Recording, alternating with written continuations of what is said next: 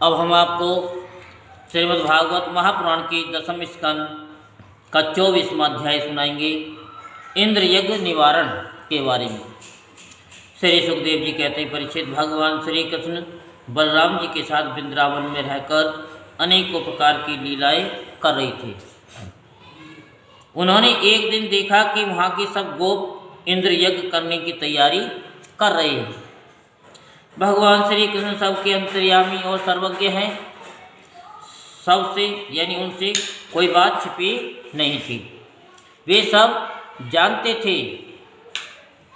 फिर भी विनयान्वित होकर उन्होंने नंद बाबा आदि बड़े बड़े गोपों से पूछा, पिताजी, आप लोगों के सामने ये कौन सा बड़ा भारी काम, कौन सा उत्सव आ पहुँचा है?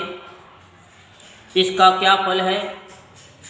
किस उद्देश्य से कौन लोग किन साधनों के द्वारा ये यज्ञ किया करते हैं? पिताजी, आप मुझे ये अवश्य बतलाइए।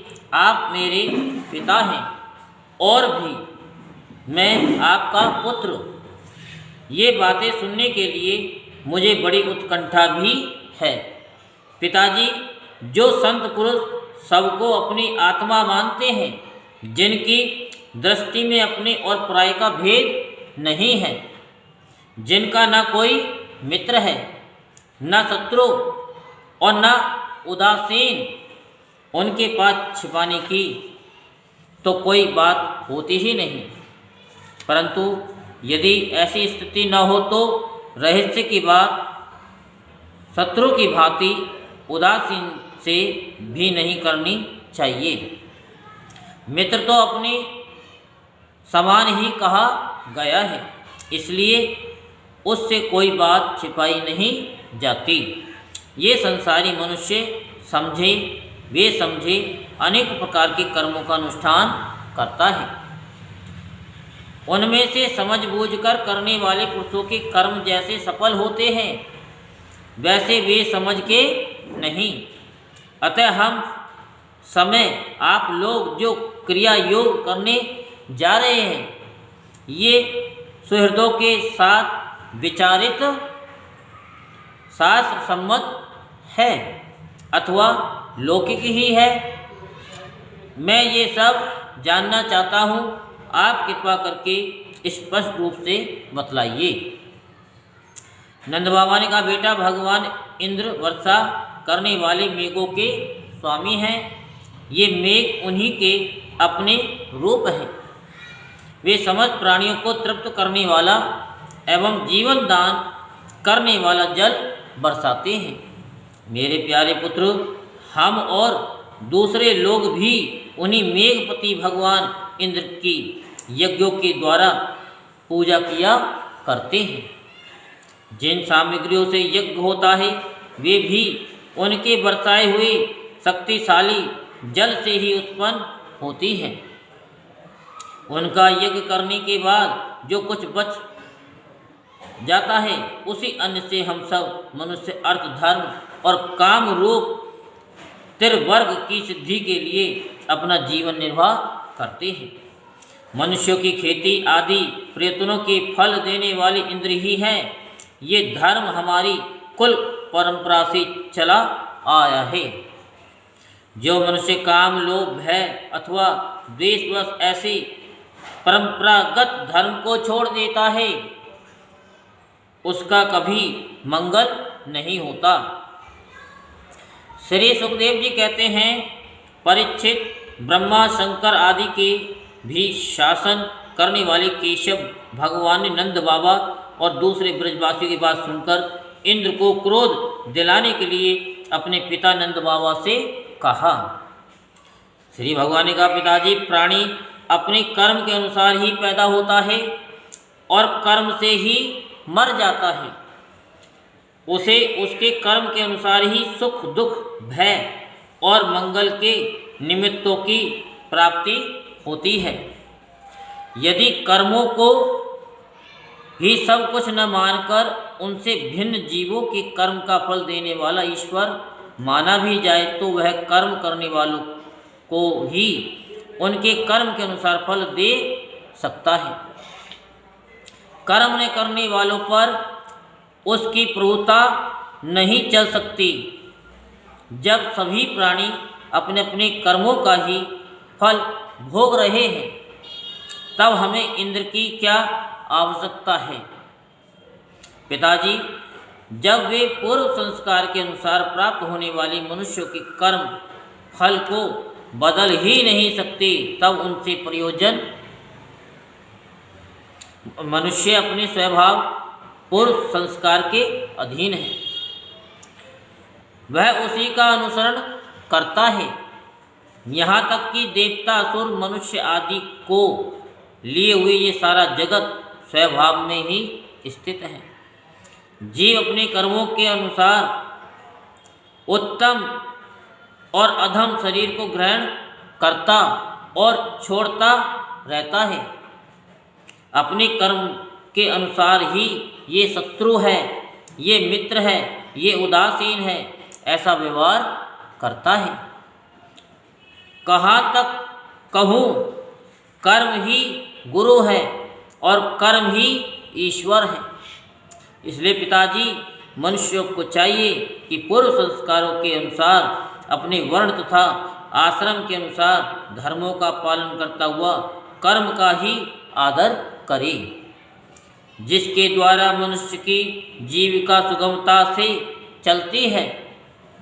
वही उसका इष्ट देव होता है। जैसे अपने विवाहिता पति को छोड़कर जार पति का सेवन करने वाली व्यभिचारिणी स्त्री कभी शांति लाभ नहीं करती, वैसे ही जो मनुष्य अपनी आजीविका चलाने वाले एक देवता को छोड़कर किसी दूसरे की उपासना करते हैं, उससे उन्हें कभी सुख नहीं मिलता।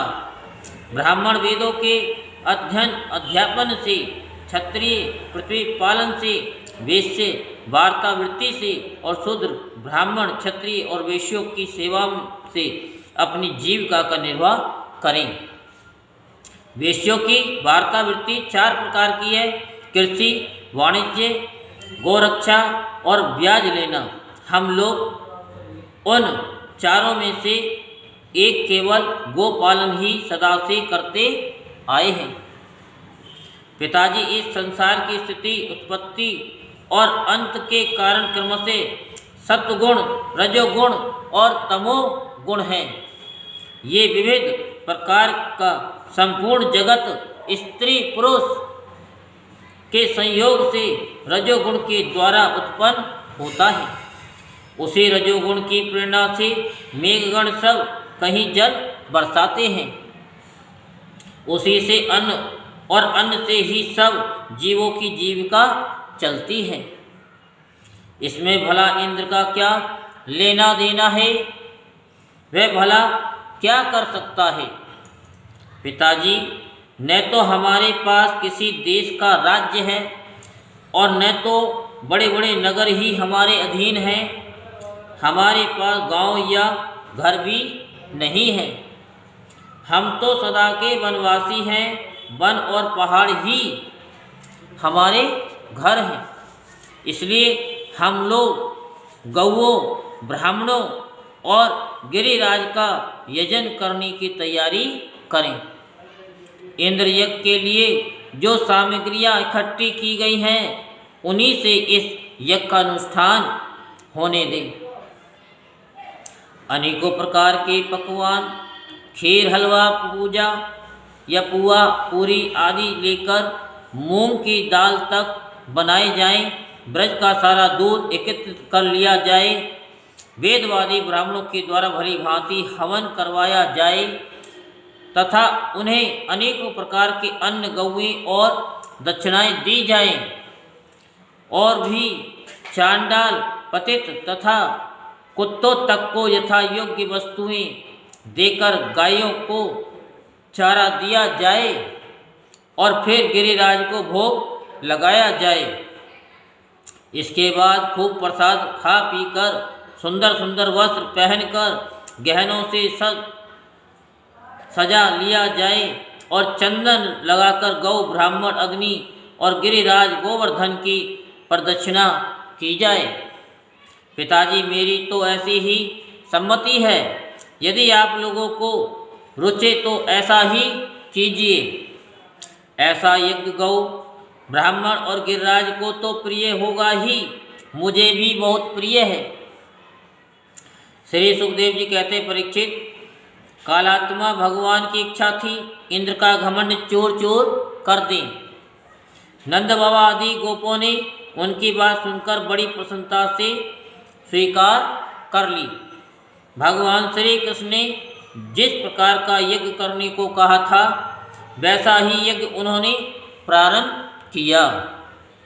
पहले ब्राह्मणों से स्वस्ति वाचन कराकर उसी सामग्री से गिरिराज और ब्राह्मणों को सादर भेंट दी तथा गौओं को हरी हरी घास खिलाई। इसके बाद नंद बाबा आदि गोपों ने गौओं को आगे करके गिरिराज की प्रदक्षिणा की। ब्राह्मणों का आशीर्वाद प्राप्त करके वे और गोपियाँ भली भांति श्रृंगार करके और बैलों से जुती गाड़ियों पर सवार होकर भगवान श्री कृष्ण की लीलाओं का गान करती हुई गिरिराज की परिक्रमा करने लगी। भगवान श्री कृष्ण गोपों को विश्वास दिलाने के लिए गिरिराज के ऊपर एक दूसरा विशाल शरीर धारण करके प्रकट हो गए तथा मैं गिरिराज हूँ इस प्रकार कहते हुए सारी सामग्रियाँ आरोगने लगे। भगवान श्री कृष्ण ने अपने उस स्वरूप को दूसरे ब्रज वासियों के साथ स्वयं भी प्रणाम किया और कहने लगे, देखो कैसा आश्चर्य है। गिरिराज ने साक्षात प्रकट होकर के हम पर कृपा की है। ये चाहे जैसा रूप धारण कर सकते हैं। जो वनवासी जीव इनका निरादर करते हैं उन्हें ये नष्ट कर डालते हैं। आओ अपना और गौओं का कल्याण करने के लिए इन गिरिराज को हम नमस्कार करें। बोल गिरिराज महाराज की जय। इस प्रकार भगवान श्री कृष्ण की प्रेरणा से नंद बाबा आदि बड़े बड़े गोपों ने गिरिराज, गौ और ब्राह्मणों का विधि पूर्वक पूजन किया तथा फिर श्री कृष्ण के साथ सब ब्रज में लौट आए। यहीं पर श्रीमद् भागवत महापुराण के 10वें स्कंद का 24वां अध्याय संपूर्ण होता। बोल वृंदावन बिहारी लाल की जय। बोल बांके बिहारी लाल की जय। जय जय श्री राधेश्याम, जय जय श्री राधेश्याम, जय जय श्री राधेश्याम।